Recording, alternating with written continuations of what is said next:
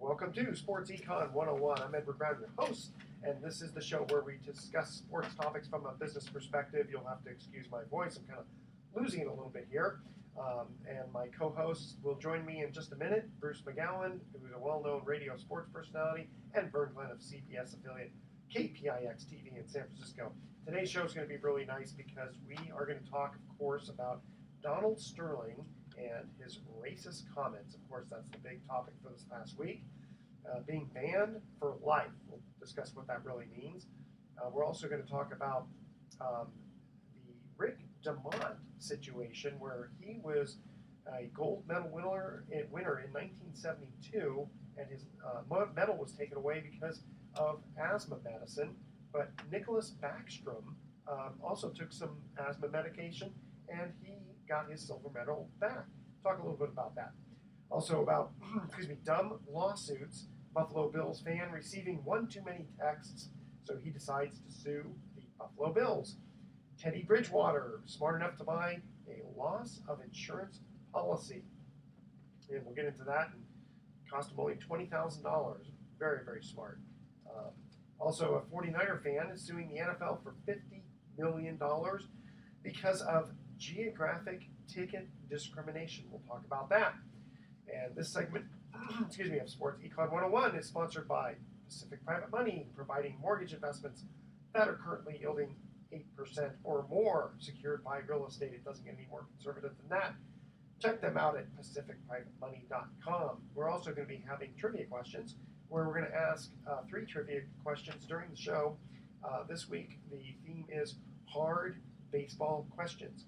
And if you have any questions, you can email Edward at sportsecon101.com, and we'll try to answer them on the air.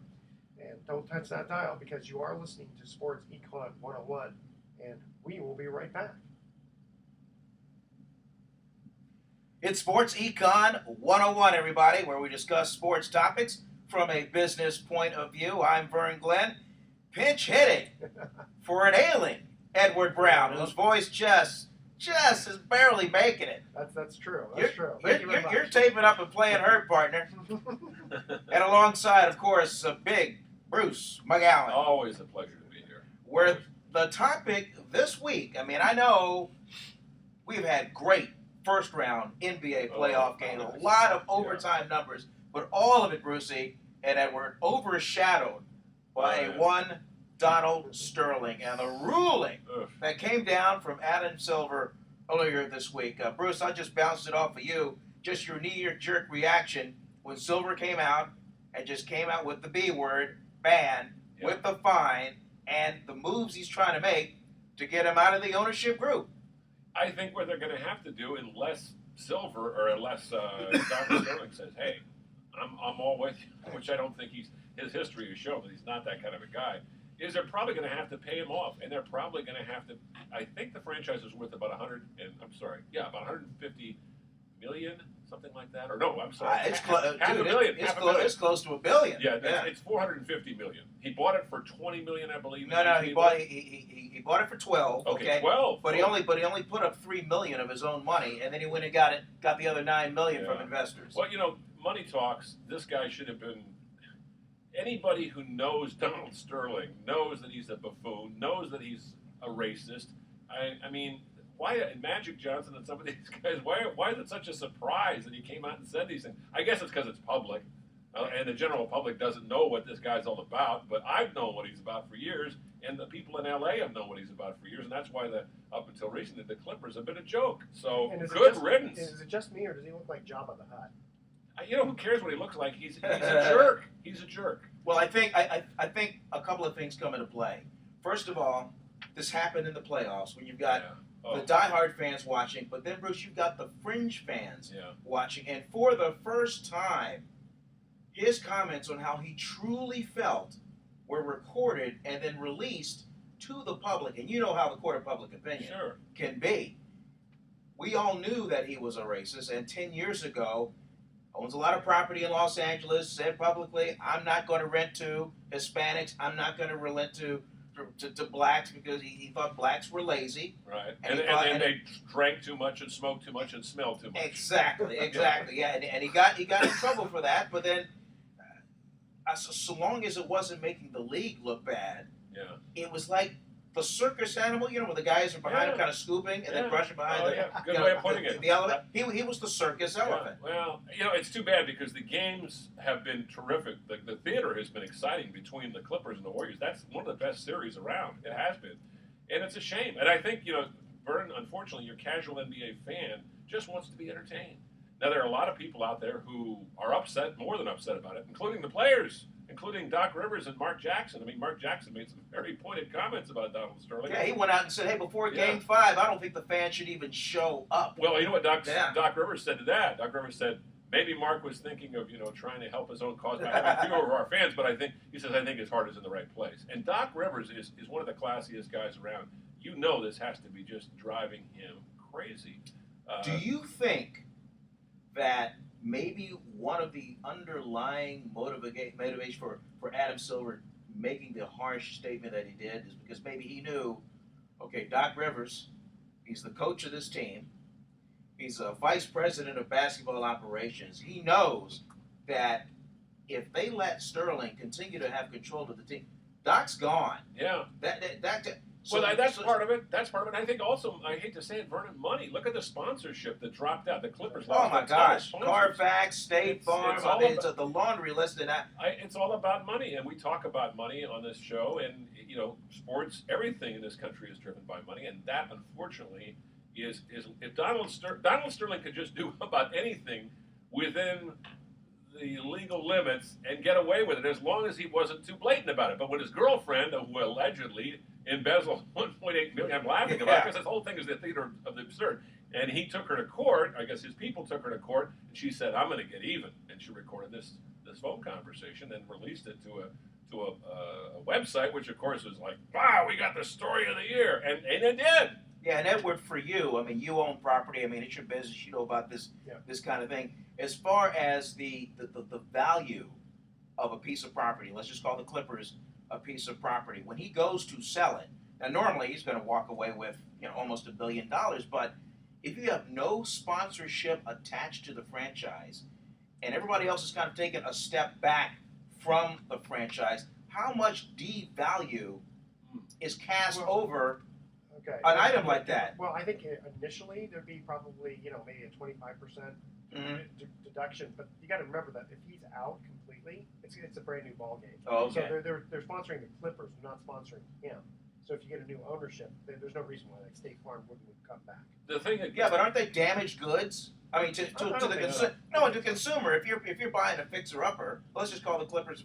Isn't it essentially damaged goods because it's not as valuable as it once was at full strength?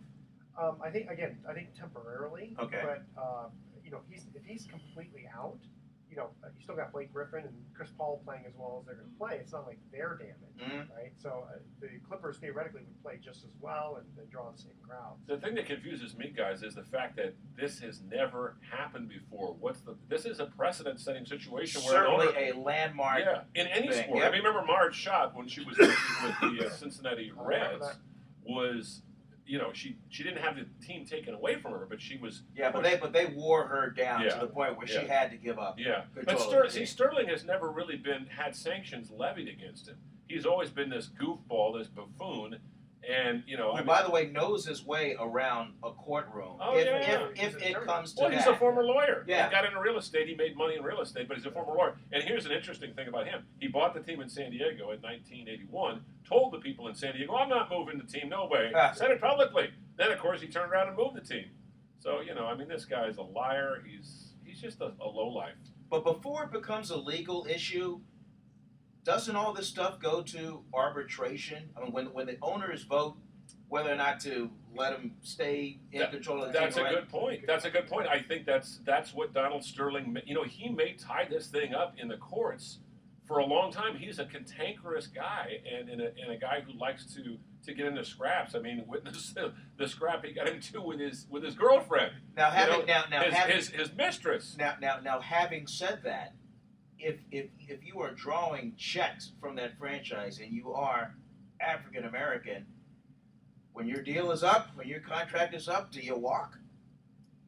You know, if he's still the owner. Yeah, if he's still trying to hang on. Yeah, it's a good To this question. day. I mean, the thing is, the Lakers are no longer the dominant team in that city, and they won't be for a few years because they're strapped right now, money wise. The Clippers are a team on the rise. Why would you want to leave the LA market if you're a young player to go somewhere else when a team has Doc Rivers and you have this great young cast of characters, Chris Paul, Blake Griffin. Yeah. I mean, they're a contending team. I think if Doc remains with the team, I think that'll help a be lot. kind of a magnetic Yeah. presence to some of the other guys of the team that may seek in, out, and Silver said himself that he would, if a player really wanted to leave, he would honor and clear the way for them to leave the team if they really needed to. Final quick thought, it's a shame the Warriors, the great season they've had has been sort of overshadowed by all this because they may not win this thing. On paper, they're not as good as the Clippers without Andrew Bogut, who's out for the year, probably out for the year with a fractured rib. But they've had a great season, and it's their whole season has been overshadowed by this nonsense, as has the Clippers. And before we jump in and give it back to Edward here, you know how it is. If in fact the Clippers are resilient and go off and win this thing, it'll be because Adam Silver made his stand, and if the Warriors win, it'll be the heart just wasn't in it. It was this big distraction. We're going to the first commercial break here, and again, the theme is hard baseball questions, right? Okay, who is the only player to get a hit off of Warren Spahn and Roger Clemens? Ooh. The first three emails with the correct answer win a free 3 days United States Lighthouse Resort. Email Edward at sportsecon101.com. The answer to this question: who is the only player to get a hit off of Warren Spahn and Roger Clemens? And he is a well-known player. Don't touch that dial. Sportsecon 101 will be right back. To be somebody from the mid-'60s to the early '80s, Yes. or mid-'80s. So I was going to say Pete Rose, but Pete Rose didn't play in the American League, and Clemens has never played in the National League. And well, he did, but late in his career, and not after. That was after Pete Rose was out of the game. I don't know. Maybe could it be somebody like Garcia Parra, who maybe when he was a rookie, he might have. No, because Spahn retired in 64, 65 was Spahn's last year. 65 was his last year. You know, he was 44 years old, 45 years old. Okay, so it had to have been like a rookie player or something like that. Yeah. And then played in both leagues. God, I'm trying to played in both. Frank Robinson? No. God, by the time Frank Robinson. When did Clemens start? Clemens started about early 80s. Clemens started about 83, and Spahn quit or was finished in 65. So it would have to have been like the mid 60s through the early 80s. This guy's career. And you probably finished as a designated hitter or something. Yeah. He got a hit off of Clemens. Yeah. All right, so let's. I'm a little out of it, guys. I don't mean to be dramatic, but I just found out my cousin passed, and I knew she was. She was in the coma for the last 3 days, so we knew she was going to go. It's weird. On the Thursday show, the business show I do, we had a guest, and she left. On the way home, she gets a phone call. Her brother died. Yeah. Well, these people, well, everybody's got an expiration date. The thing is that you never know when your time is called, so that's why you got to enjoy your. So this poor gal, my cousin, was just a mess, in terms of taking care of herself. She never took care of herself. Diabetes, alcoholism, hepatitis. Oh my gosh. Yeah, she had it all. How old is she? 62. Yeah, and she wasn't. The good news for her was she was lucky. She was well endowed financially, so it was never a problem. So poor little rich girl, Yeah. When we come back, do you want to go through? I got a couple. Where you got? Just tell me where you want me to pick up. Is there anything else you want to talk about with Donald Sterling? Here's a couple of the notes I have on. Oh man, thanks for covering me. Sure. I could always throw in some stuff about Ramsey and talk about the NBA playoffs if you'd like. Yeah. You don't have to stick to this. Yeah, and even throw in some NHL if you want. I'm not big on the NHL. I've been sort of watching I got to go to the Sharks tomorrow actually, and I know probably. I think, boy, that's a wild Game series. 7. Yeah, can you believe that they blew a 3-0 lead? Well, it's all about goaltending and also defense. You don't play good defense, which the Sharks have not been playing. So, David, why don't you come back with the welcome back, and then I'll ask the question. Okay? There we go. I was just kicking around Sports Econ 101. Welcome back. I'm Vern Glenn, along with Edward Brown I'm here. and Big Bruce McGowan. Always a pleasure, Vernon. Always. Yeah, before we hit the break, I believe we had a trivia question. We did. Who is the only player, this is talking baseball, hard baseball question here. Who is the only player to get a hit off of Warren Spahn and Roger Clemens? Now, Vernon and I were kicking this around. Lawrence Spahn retired in 1965. I remember that because he was with the Giants, actually, at the end of his career. And I think he played maybe with one other team, but the Giants, I believe, was right at the end. And I believe Clemens started in about 83 or 84. So you got somebody that started in the National League In the 1960s. and then ended up probably as a DH In the the American- American League yeah. and got a hit off of Roger I Clemens. think you're 100% accurate with your analysis there. Yeah, but who is it? It's not Frank Man, Robinson. no. Who would you say before when we were at break? Who did I say You said before? Pete. Oh, Pete Rose. Pete no, Ro- No, but it was his teammate.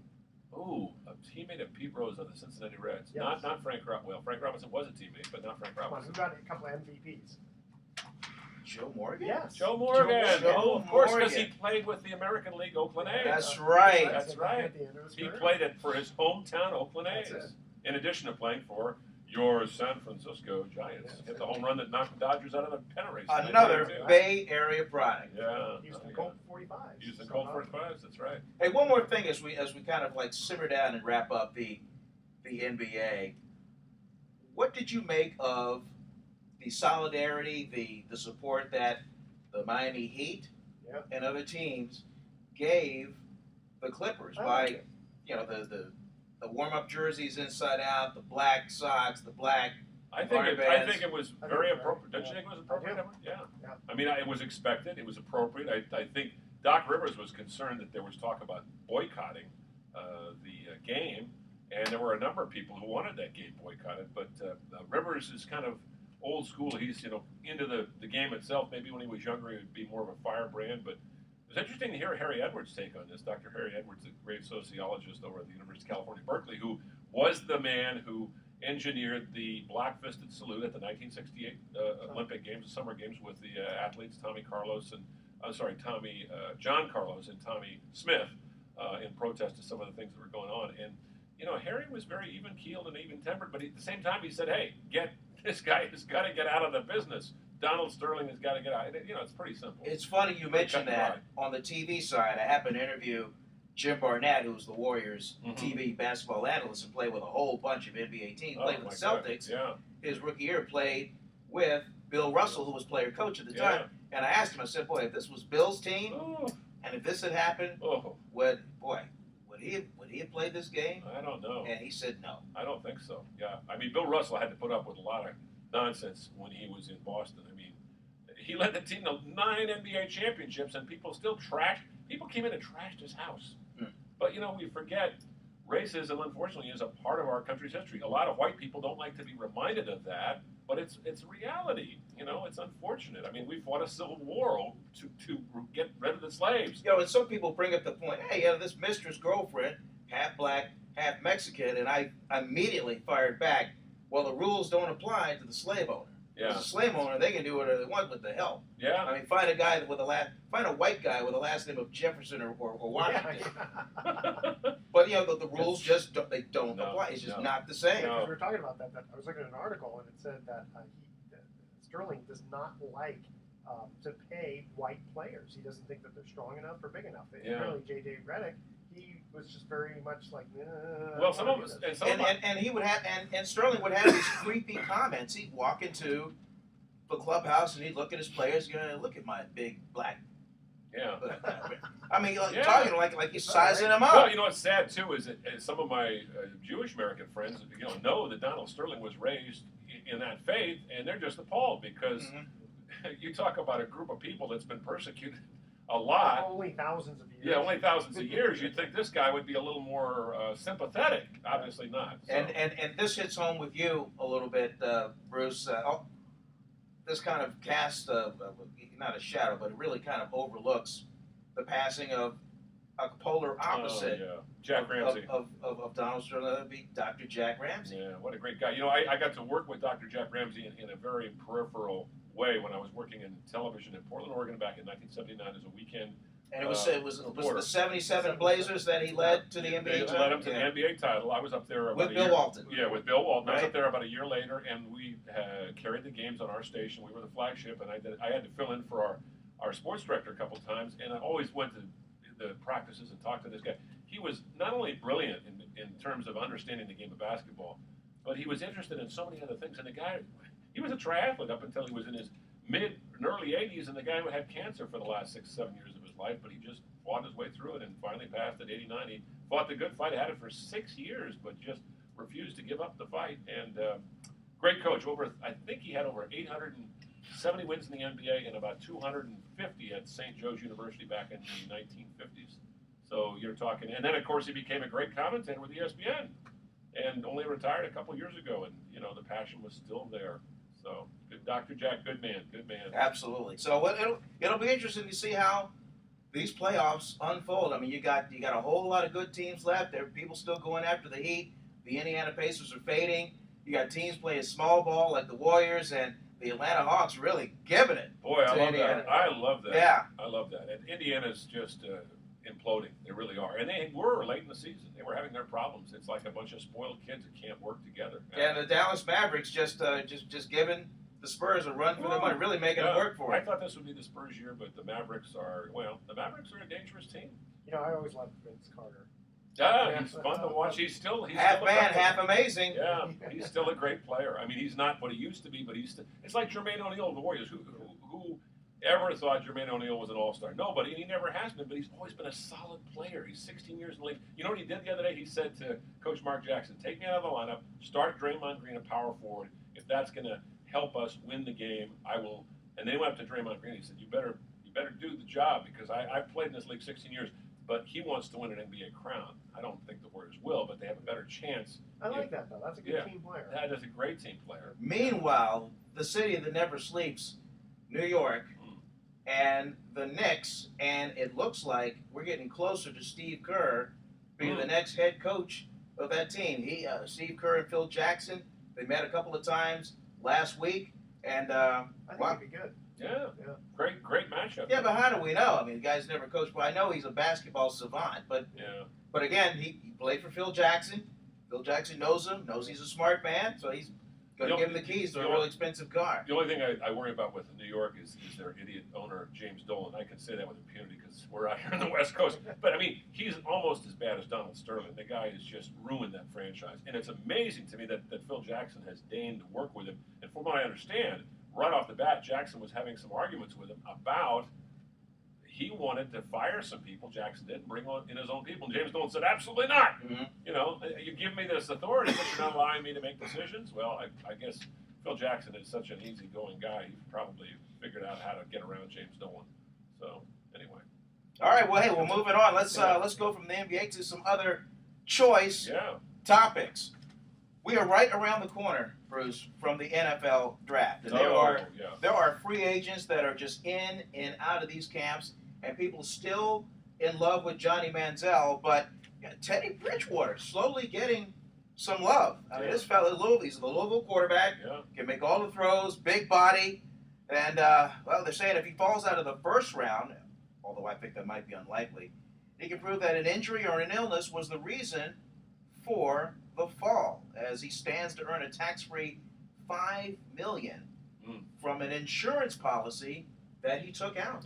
Smart guy. Right? You buy that insurance policy. Well, you know, and the guys today come in with such high expectations. I mean, they're under the microscope. All this talk about Johnny Manziel and Teddy Bridgewater, and they haven't even played a game in the NFL yet. And you remember Ryan Leaf, how touted he was? Or some of these other guys. But, you know, that said, I'm sure that most of these guys are going to acquit themselves very well in the NFL, and some of them might turn out to be stars. I just tend not to get too wrapped up in the NFL draft. I'll be honest with you. I think it's the NFL likes to hype itself because they're doing the right thing to promote their product. But generally speaking, there are very few guys that really turn out to be as advertised right off the bat. It takes a couple years. Well, I wonder how many other players were smart enough to buy what kind of insurance they call it? A loss of value insurance? Yeah. A loss of value insurance. I've never heard of that Yeah. It before. only cost them Wow. $20,000. Wow. Only $20,000 So to pay for that. wow. Well, it's smart because that's the most dangerous sport of the team sports, really, when you Yeah. think about it. I mean, these guys look at the price they pay for crying out loud. I mean, some of these guys. I was talking to my friend Jim Otto on Facebook the other day. Jim Otto, the former Oakland Raider who was in the Hall of Fame. He played for 15 years, and this poor guy's had like 70 operations. He's in a wheelchair. But he's still got the spirit, But he is the exception, and that is a sport that takes it out of you. Okay, tell you what, we're going to cut to another commercial break. Another question coming up? Another question. And Vern, thank you very much for covering me for my almost laryngitis here. My pleasure, Edward. Okay, another hard baseball question here. Oh boy. Who are the only two Hall of Fame? I think you know this one because we talked about it last week. Who are the only two Hall of Fame pitchers with losing records? Now Vern, you can't answer this one because we talked to Mike about this last Yes, time. we did. Yes, we did. So we have to leave this for Bruce. Oh. The first three emails with the correct answer with a free 3-day United States Lighthouse Resort. Email edward@sportsecon101.com. The answer to this question: who are the only two Hall of Fame pitchers with losing records? And don't touch that dial because you are listening to Sports Econ 101 with Edward Brown, Vern Glenn, and Bruce McGowan. We will be right back.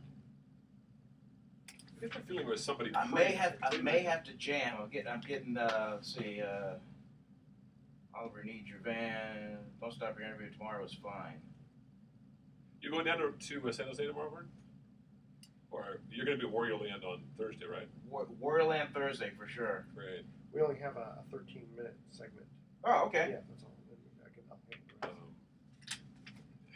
This is saying tomorrow I'm doing 10 hours of updates from the tank, and then Thursday 10 hours of updates from Oakland. So I get some overtime, which is nice, but oh my gosh. Well, the nice thing is all I want to talk about is the games. Although this aftermath of the Donald Sterling thing is going to go on for a while. Oh yeah. Yeah, it's unfortunate, but it is. It will go on until he either gives up or retains. I don't think he's going to give up that. Although he's 80 years old now, so maybe he will. Okay. Got a couple other fun things to talk about. Let's go back to the question. Here we go. Welcome back to Sports Econ 101. I'm Edward Brown, your host, along with Vern Glenn and Bruce McGowan. Yes, sir. Okay, we asked this, when we got to the second commercial break, we asked this hard trivia question. Baseball. Who are the only two Hall of Fame pitchers with losing records? I think it's pre-1930 and... No? No. Okay. Somebody fairly... Bert Blyleven, maybe? No, but you're wrong. Good guess. Yeah. No. I think he was a little better than 500, actually. Oh. Had a worse than 500 record. I'm stumped. Okay. I'm stumped. Go ahead, Bert. Did you remember which two? Now I'm blanking. I got a brain fart. Okay. Raleigh Fingers. Oh, because he's a relief pitcher. There you go. That was and Satchel Paige. Satchel Paige. Because Satchel Paige didn't pitch in the majors till he was like 41 years old or something. Something like that. Yeah. He was denied that opportunity. That's a shame, too. While we're on the subject of baseball, we're about 25 or so games in. Anything out there, Bruce, that just kind of sticks out there? I thought the Brewers' fast start was pretty good. I was really surprised. And again, they've got some good young pitching that has been the key, obviously, along with Ryan Braun and some hitters. If you can stay away from Braun while he's kind of loosening up his bat. Yeah. Did you see that? His teammate got hit. I did not see that. He's got a bat in his hand, and he's just kind of waving the bat around, trying to loosen up whatever. And anyway, guy just walked up to him and just walked right into the bat. Boom. Ouch. He wasn't really right in the face. Ouch. I will say this: the Dodgers have not surprised me with how well they're playing overall. They're right there with the Giants, and this, in spite of the fact that they've had a lot of injuries to their pitching staff. Clayton Kershaw didn't pitch for the first month of the season.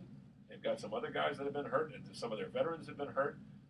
That race between the Giants and Dodgers is going to be a lot of fun. The race, and again, we're talking about West Coast because we're out here on the West Coast. Mm-hmm. The Oakland A's, I think, are the best team in the American League West, and they don't have Jared Parker nor A.J. Griffin. Their top two starters, young starters. At the time that we're speaking, they're first place in the American League West. Yeah, I know they lost a game to Houston finally. The Houston Astros finally beat them after losing about 6 in a row. Then they go to Texas, and then they work them over. Yeah, well, Texas just doesn't have the good pitching right now. Texas is hurting also. It's all about pitching, and the A's have the...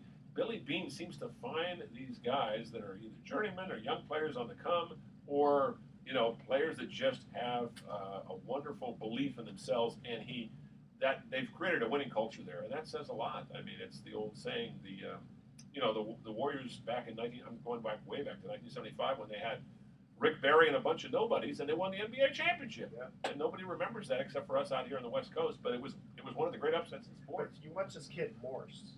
For the Giants. He's fun to watch. Michael Morse, Michael Morse, He reminds me of like a Mike the Beast. Schmidt, the Beast. Garvey type. Yeah. A big version. Yeah. 6'5", 240 or 230. He looks like a tight end or a lineman. When he gets one, he hits it hard. I mean, you just gotta get out of the way. Yeah, he's fun to watch. He's not a great fielder, but he's fun to watch. He'd be a great DH. I'd love to see him improve his fielding, but I don't think at this stage of his career, it's going to happen. How old is he? He's only about 26, maybe. Yeah. 25. Still pretty young. Yeah, Vern, you got a couple other things there. There was a thing about Rick DeMont, who who actually was a friend of my brother's. Is that right? Rick DeMont's dad was our family dentist for years, and and during the time when Rick was banned from the Olympics for using that illegal drug, which turned out to be a medication, his father was just apoplectic, as you can imagine. And he's turned out to have a pretty good life. I think he's down to Arizona someplace. He's in his late 50s. Oh, sure. Mid-50s. Yeah, mid to late 50s. Yeah. The reason I brought this up was that he had... great swimmer. Gold medal. He was 16, 17 years old. Yeah. And, he was 16 years old, and he won the gold medal in Munich. And they took it away. Because he had asthma, and he was taking medication that they figured was banned. Yeah. But then you got this guy, this hockey player, Nicholas Backstrom, who was a center, and he got a silver medal, and apparently he was using allergy medication, and they said that he didn't do it to improve his performance, and so basically he's getting his medal. Well, you'd have to take it away from the whole team, though. That's the difference. He's on a team sport, and swimming is an individual sport. So there you go. That's good. That's a good point. Maybe good point. Yeah. Okay. But you make a good point though too. Then why should he get away with something? And again, it's kind of a tricky thing there with the team sport versus an individual sport. Yeah, I mean, they talked about how DeMont, he just happened to take this medication for his asthma. Yeah, what can you do? I mean, what's he supposed to do? Go out there and swim with asthma? I mean, you can't do that. No. I guess I figured that somehow it helped him. Well, of course it did. It kept the asthma away. Then they have this dumb lawsuit. They think that this might be the dumbest lawsuit ever. Buffalo Bills fan named a guy Jerry. He signed up for a text message alert system so that he could be kept up to date with the ongoings of his favorite football team, Buffalo Bills. Sure, yeah. I have that app. A little ESPN app, yeah. Okay, so here's the trouble, is that the text alerts became too frequent. And apparently he was supposed to only receive up to 5, and apparently he received 6. One time he received 7. So he's suing? So he sued, and something like the Bills agreed to provide $2.5 million in debit cards to people who had signed up for the text service, along with $562,000 to this guy's attorneys. We've become such a litigious society. And he gets $5 grand for being wow. It's horrible. 30 years ago, it wasn't this bad. It's starting to get this bad. It's getting to be absurd. I mean, again, social media is great. I'm on Facebook. Vern's on Facebook. I don't know if you're on Facebook, Edward, but it's a lot of fun. But you can't have a conversation now and hope that you have to hope that nobody's recording it. Look at Donald Sterling. Now, I'm glad. That said, I'm glad his girlfriend or mistress or whatever you want to call her. I don't have a lot of respect for her either, but I'm glad she did what she did just to get rid of this. Well, fortunately for us, this conversation is being recorded. I have nothing to say that I regret, at least right now. But you never know. In a couple of minutes from now, it may be a different situation. Okay, well, going back to the lawsuit thing, this is kind of an interesting case here. A 49er fan is suing the NFL for $50 million for geographic ticket discrimination. Oh, come on. When he wanted to go to the NFC Championship game in Seattle, This lawsuit says it was part of an effort to keep 49er fans away and further promote. Oh, the yeah, Seahawks yeah. local Oh, advantage. I What do you remember think hearing about about that. That's absurd. That'll be a loss. You'll never win. No, and maybe there is some truth to the rumor. Broncos try to do it, and they're argue that. Yeah, maybe they did make it more difficult, but they have that right, don't they? I don't know. Sell to the hometown fans. I got 2 words for him: ticket broker. Yeah, there you go. Yeah, you can always find it. Go outside the stadium and pay $1,000 if you really want to get in the game. You can get a ticket. Yeah, I don't know the whole thing about this lawsuit. Who is he trying to buy from? From the Seahawks. And they wouldn't allow him to have the tickets because they want to. because he's a 49er fan. Because he's a 49er fan, they want to give them or sell them only to their own fans. The Broncos do that all the time. Yeah. Isn't that a little bit of discrimination? Well, yeah, I guess it is, but still at the same time, you can get tickets. Yeah, but that's not fair though. If he has to pay $1,000, let's say you're right. Oh, I really feel sorry. I feel sorry for him. Well, but how much would the Seahawks? Stay at home and watch the game on TV for crying out loud. Okay, all right. Wow, you get I'm sounding like an old fuddy-duddy media type, I mean, should teams have the right to discriminate who they sell tickets to? Yes. Yeah.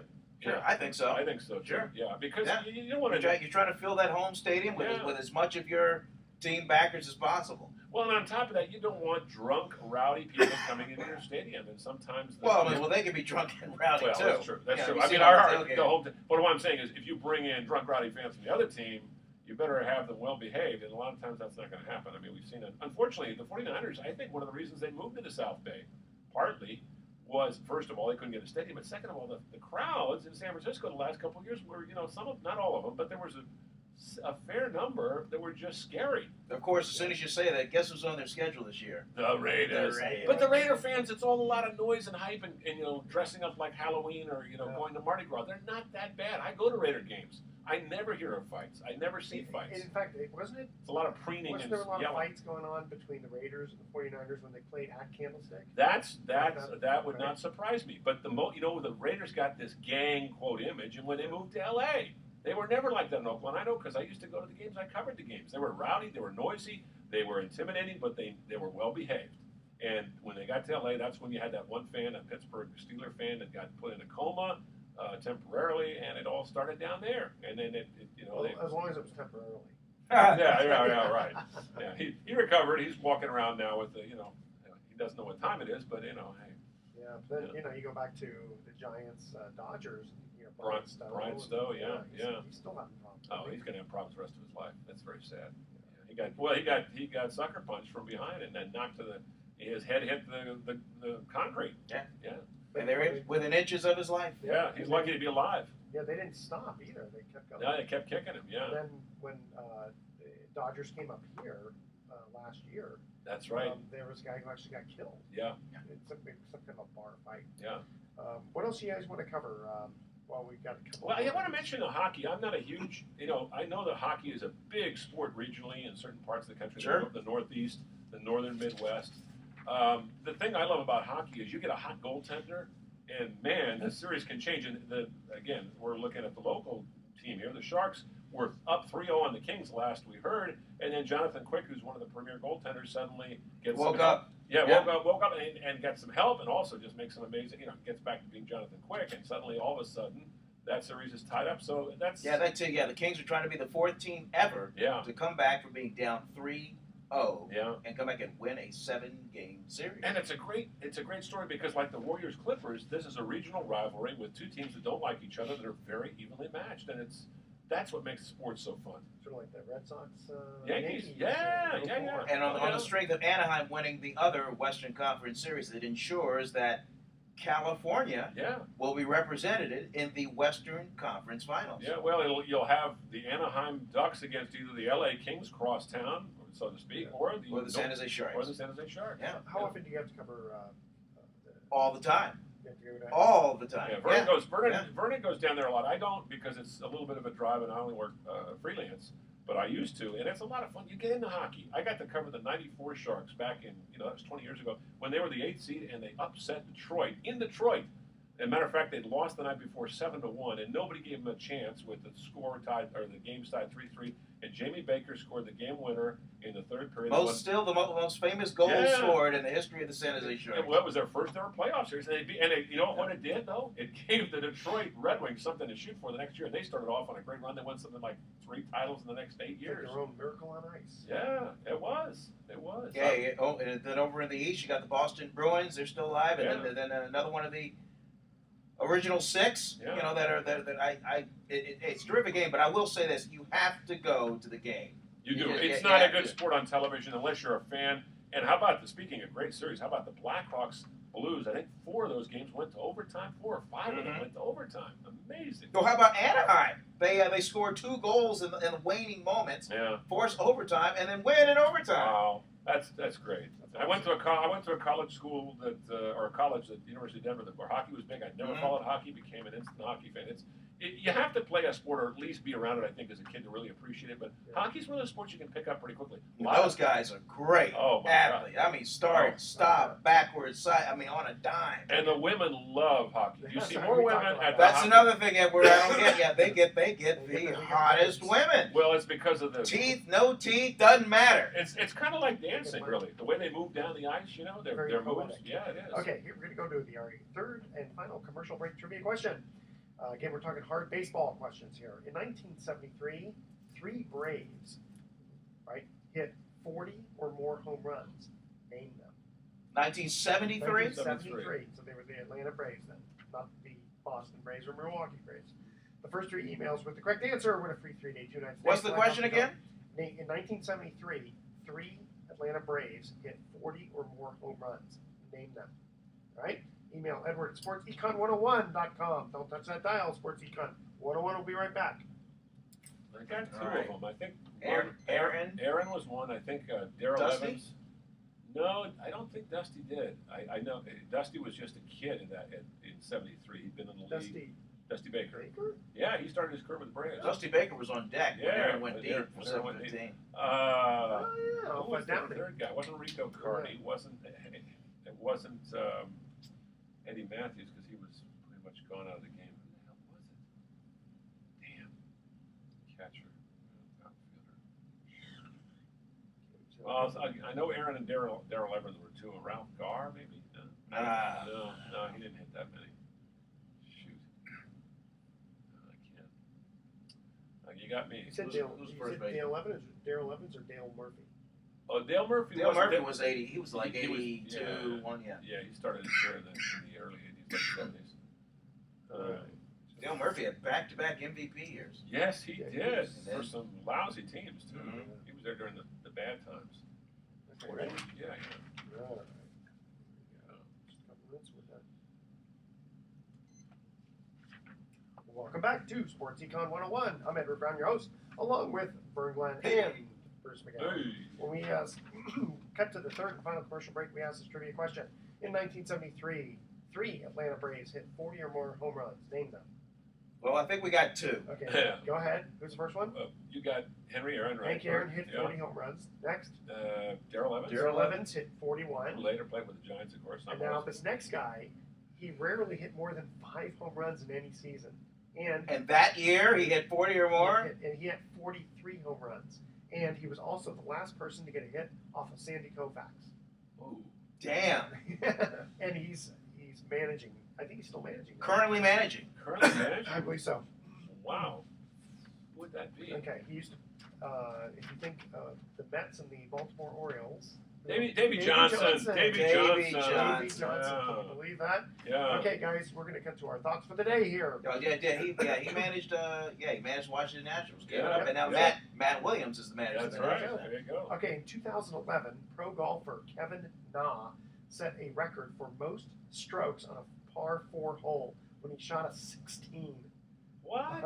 Wow. Hole. That's pretty bad. That's hitting the water a bunch of times. Yeah, I don't think I've done that before. 16? It took an agonizing 20 minutes. That sounds like Tin Cup with Kevin Costner. Yeah, that's what I remember.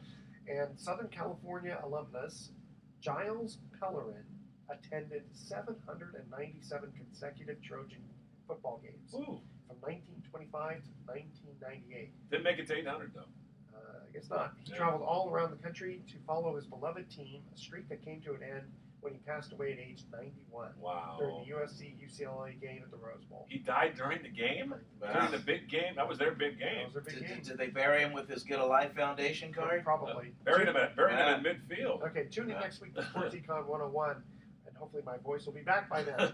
We're going to be discussing sports topics from a business perspective and giving away more vacations for answering sports trivia questions. Thanks for listening. On behalf of our team, I'm your host, Edward Brown. We'll see you next week. Good night, America. So long. Little bird.